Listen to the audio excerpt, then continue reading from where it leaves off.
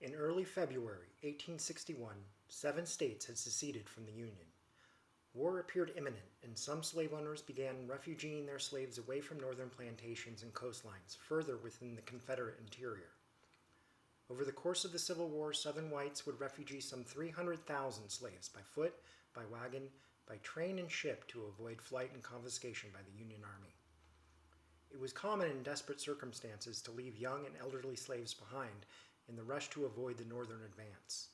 Kate Stone of Louisiana only refugeed her best and strongest slaves to Texas, leaving the others behind.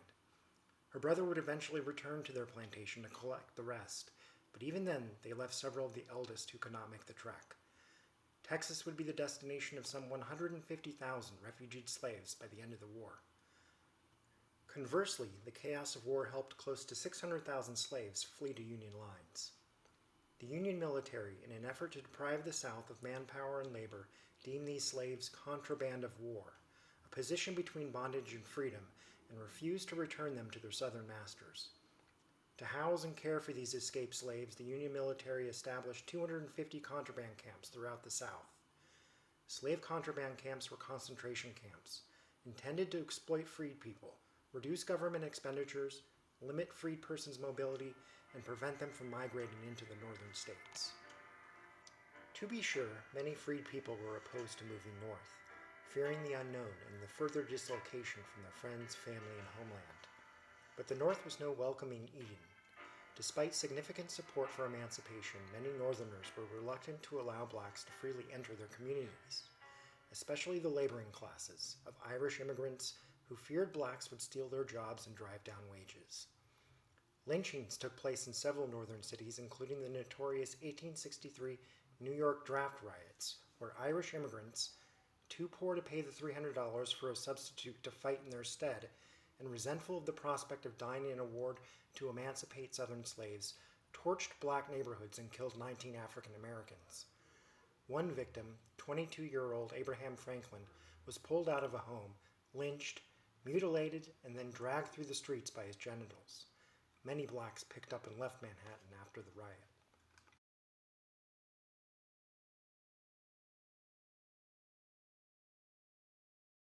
Long before the Civil War, many Northerners debated what would become of a nation with a large free black population.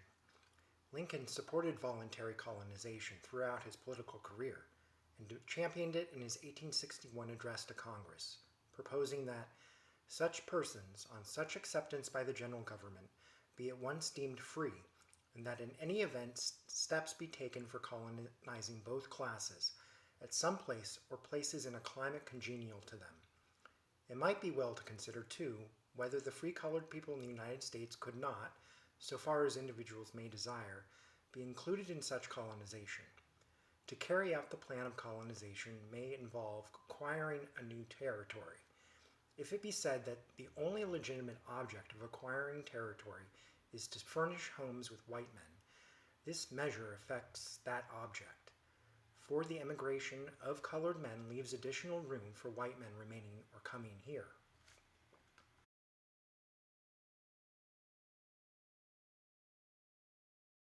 By July of 1862, Congress had allocated $600,000 for colonizing freed persons in the Caribbean and Central America. A month later, Lincoln invited 5 black delegates to Washington, hoping to persuade them of colonization's merits. But all 5 adamantly refused, arguing they had as much a right to live in the United States as any white man. The plan to colonize Chiriqui and future Panama fell through due to government opposition in the region. The next site was Isle of Ake, an island in Haiti leased by an American named Bernard Koch. In the spring of 1863, 450 blacks from Fortress Monroe and other nearby contraband camps, lured with the promise of $50, fair wages, houses, schools, and health care, as well as a chance to meet President Lincoln, boarded a ship for Isle of Ake. They never met Lincoln, and their wages were not as promised. 10% died in the colony, compelling Lincoln to send a rescue boat the following year to retrieve the remainder and return them to Freedmen's Village in Virginia. Efforts to settle freed persons in the North also fell through. In late 1862, Massachusetts Governor John Andrews though an abolitionist, was disinclined to allow black refugees to seek asylum in his state, claiming that blacks fared better in warmer climates and would not adjust to the harsh winters in the north. Governor Andrews also feared admitting them would harm his chances of re-election. Still, tens of thousands of mostly black refugees were moved from the Mississippi Valley in Virginia north to Cairo, St. Louis, and Chicago, Illinois, New York, Philadelphia, and Iowa to become farmers and industrial laborers. But due to Northern political opposition and the Union's decision to recruit blacks into the military, Secretary of War Stanton ended the program just before winter set in 1863. After Stanton ended the program, state political leaders in Illinois, Pennsylvania, Wisconsin, and Minnesota proposed and debated new state exclusion laws. Conditions and populations varied from camp to camp, with some comprised of just a handful of tents and a few dozen contraband, and others holding thousands of people with wooden dwellings, small gardens, and schools to teach freed people who were eager to learn to read now that it was legal for them to do so. Slab towns arose on the Virginia coast at Camp Hamilton, close to Fortress Monroe, Grand Contraband Camp, and Freedman's Fortress. The name Slab Town derives from the makeshift architecture of the dwellings erected upon the ashes of the homes that the Confederates burned early in the war. Some 15,000 blacks lived in these slab towns, with Hampton University, a black university, later founded on it in the vicinity. Union occupation in the South did not ensure liberation or protection. After the fall of Vicksburg, tens of thousands of slaves fled to Grant's armies, only to be turned away. And when Sherman's army laid siege to Atlanta, they often forbade the slaves to follow in the march, believing they would be a burden. Several enslaved mothers with good intentions secreted their children in army wagons or placed them on mules as they stayed behind, with a few of the children falling into swamps. Though the Union commanders attempted to limit the number of slaves who accompanied the soldiers, 40,000 would join in the march in the vicinity of Atlanta. Many slaves entered Union lines wounded and emaciated, from flight and the abuse and neglect of their masters, who struggled to provide for them. Black slaves suffered from the Union blockade as much as whites in the South. Tens of thousands of contraband died from disease, malnutrition, and starvation on plantations as they made their way to or within contraband camps. In an era before germ theory, 2/3 of the estimated 620 to 660,000 military deaths were from infectious disease.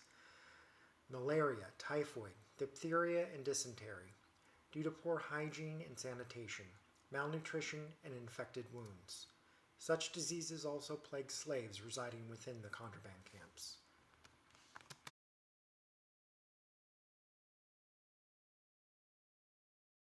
Cornelia Otis Hancock, a nurse in a contraband hospital near Washington, D.C., recounted in her diary, "A woman was brought in here with 3 small children by her side.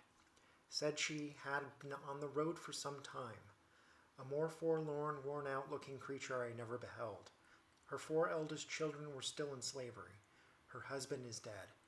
When I first saw her, she laid on the floor, leaning against the bed, her children crying around her.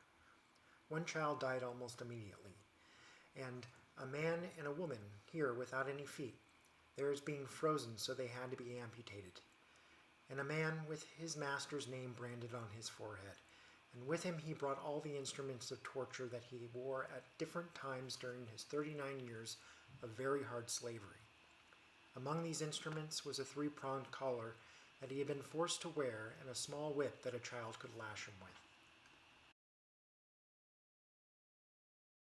In the border states of Maryland, Delaware, Kentucky, Missouri, and West Virginia, blacks in contraband camps were still vulnerable to state-sanctioned re-enslavement. In 1863, a slave owner named Dr. Wheaton evicted 2 of his slaves, a mother and father, but retained their 3 children.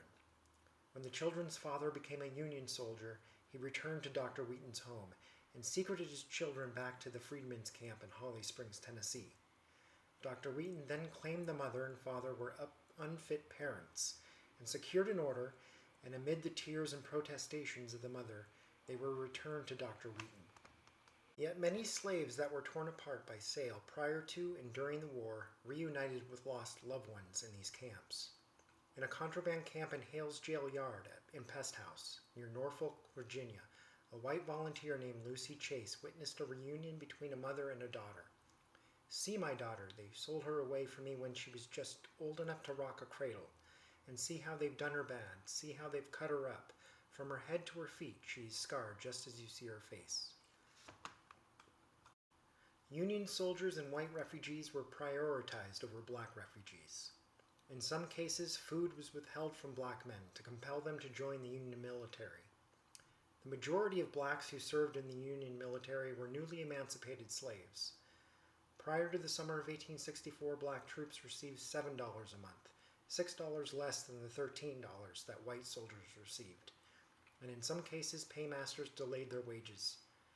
J.F. Shorter, a black soldier of the Massachusetts 55th, wrote to President Lincoln, "We have been in the field now 13 months, and a great many yet longer. We have received no pay, and have been offered only $7 per month."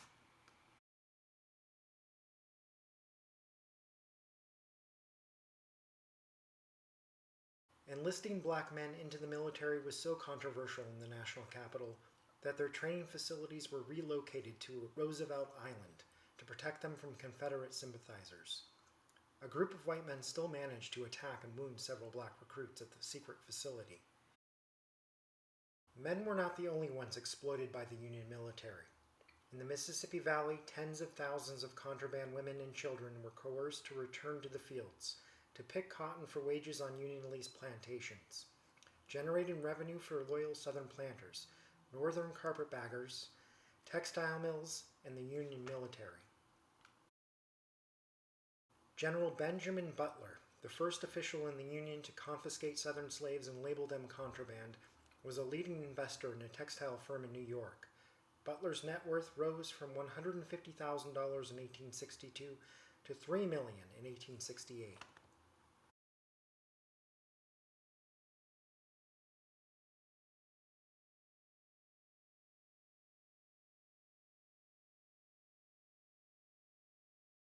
In a letter, General Butler said, "You cannot send them north. You all know the prejudices of the northern people against receiving large numbers of the colored race. Look upon the river and see the multitude of deserted plantations upon its banks. These are the places for those freedmen."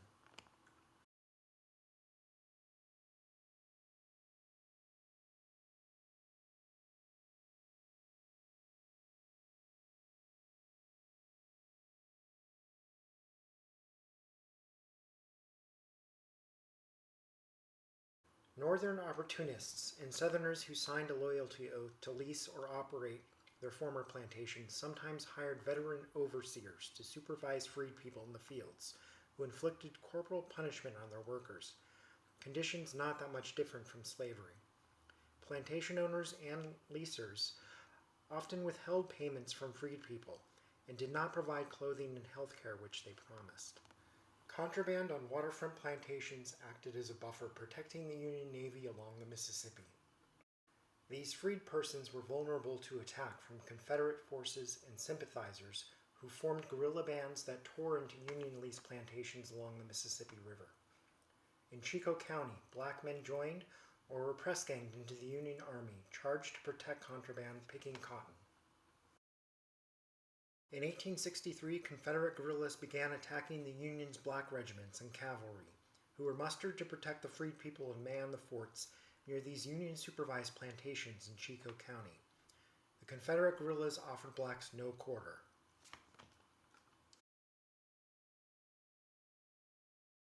In Poison Springs, Arkansas, Confederate cavalry and their Choctaw allies massacred 177 soldiers in the 1st Kansas Colored Volunteer Infantry.